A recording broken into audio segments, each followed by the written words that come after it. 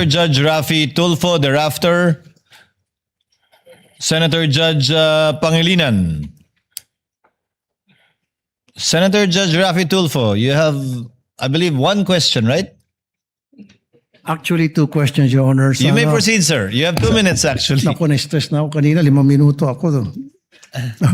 Minamadali. But anyway, going back to Ronald Mas, what was the justification of the NBI back then when Mr. Ronald Mas was arrested without warrant?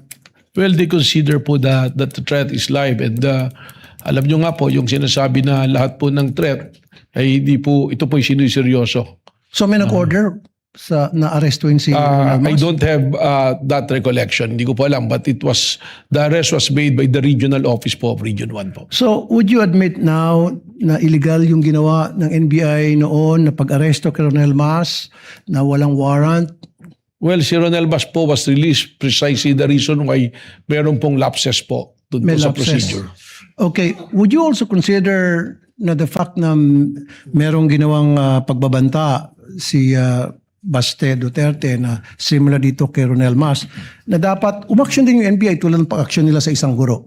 Kaya katunayan yan nga po yung aking binabanggit na tuloy-tuloy po yung investigation sapagkat alam nyo po yung warrantless arrest, lesson nga po dyan kay Romel Marcian na dapat po kasi immediate po yung pong pag-aresto.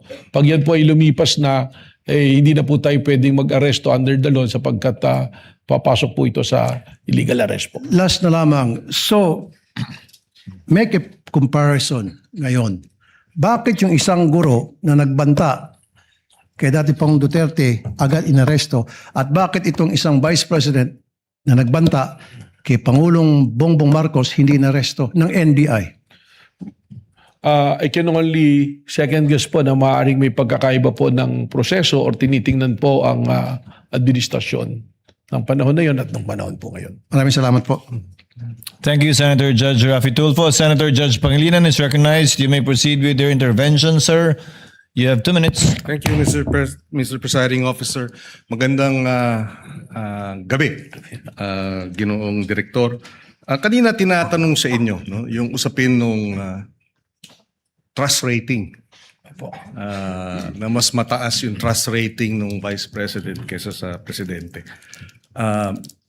Bilang abogado, tinanong sa iyo ito kanina, may kinalaman ba ang approval sa trust? Kung mas mataas ang trust rating, ibig sabihin wala nang betrayal of the public trust. Well, wala po. Sapagkat sabi ko nga, sa akin pong pananaw, sa akin din pong kaunting eksperyensya bilang isang political advisor din po, yung ating pong mga survey is only a snapshot ng mga pwedeng nangyayari. Alam naman po natin, ang tinatanong dyan, ilan lang o magpipili ng lugar kung saan po gagawin yung survey. Hindi po natin pwede itong maging basihan sa pag-imbestiga sapagkat pagka ganyan po yung ating ginawa, magkakaroon po tayo ng problema sapagkat ang mangyayari sa atin dyan, yung tinitingnan pala natin ay yung numero. At without accusing anyone, alam naman natin there are surveys that can be manipulated po.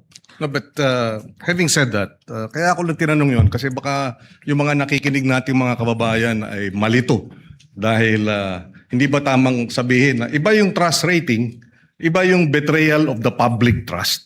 Tama po. Tama? Yung trust rating po ay base sa numero dahil sa survey. Yung betrayal of public trust, malinaw naman po yan na nakasaad sa konstitusyon na ito ay isang basihan ng impeachment. At saan po pumapasok ang betrayal of public trust? Pag meron ka pong ginawa na pag-violate, not necessarily criminal, hindi kailangan ng conviction, kundi sinasabi po, pag tinignan natin yung discussion po ng ating Constitutional Committee ng ginawa yan, binabanggit nga po dyan yung betrayal of public trust, yung hindi mo pagtupad sa yung oath of office, that will qualify as a betrayal of public In trust. other words, negative yung trust rating mo o 100% yung trust rating mo, base sa batas, base sa konstitusyon, pwede kang ma-convict. Whether negative or positive trust rating, pwede ka pa rin ma-convict o ma-acquit. Depende sa ebidensya sa usapin ng betrayal of the public trust. Tama po. Wala pong kinalaman ang survey on the trust rating kundi kung ano po ang ebidensya na ipinasok po sa ating pong impeachment court. Maraming salamat.